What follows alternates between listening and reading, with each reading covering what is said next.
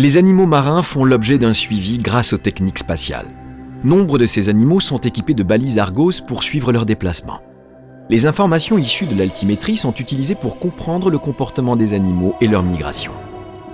Par exemple, les baleines à bosse dans l'hémisphère sud suivent un plan de migration spécifique, passant l'été dans les eaux tempérées de l'océan austral à la recherche de nourriture et l'hiver dans les eaux tropicales pour s'accoupler et mettre bas. Sur l'île de la Réunion, elles sont réapparues en 2008 et ont été vues jusqu'en 2014. En 2015 et 2016, elles se sont montrées très rarement et sont reparties de la zone beaucoup plus tôt qu'à l'accoutumée. Que s'est-il donc passé ? Plusieurs hypothèses sont avancées. Le phénomène El Niño aurait-il entraîné une modification des courants marins ? L'impact serait minimal car les baleines à bosse s'affranchiraient des courants et des tempêtes. De plus, l'analyse des cartes issues de l'altimétrie ne montre aucune modification significative de courant. Serait-ce le réchauffement climatique couplé à El Niño ?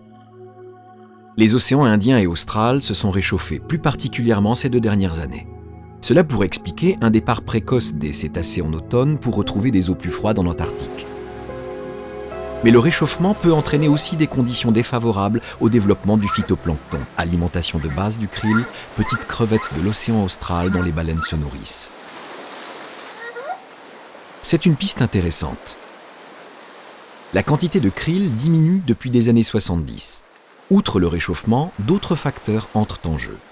La diminution d'éléments nutritifs apportés par les courants et le brassage des eaux, ces éléments sont indispensables pour le développement du phytoplancton. La pêche au krill qui se développe sans contrôle en Antarctique. Enfin, la superficie des glaces de mer. La présence de la banquise au printemps permet au phytoplancton de se développer. Moins de banquise signifie moins de phytoplancton, donc moins de krill. Mais le satellite SARAL a montré que ces 3 dernières années, au contraire de l'Arctique, la superficie de la banquise a augmenté. Avec le réchauffement, les glaciers de l'Antarctique fondent et libèrent des grandes quantités d'eau douce. La salinité de l'eau diminue et le point de gel remonte, ce qui explique probablement cette augmentation. Cette question de l'alimentation reste néanmoins une possible cause de l'absence des baleines à bosse. La quantité de krill ayant diminué, les baleines se seraient alors déplacées vers une zone d'alimentation plus propice où, par manque d'énergie, n'auraient pas effectué un si long voyage vers l'île de la Réunion et Madagascar.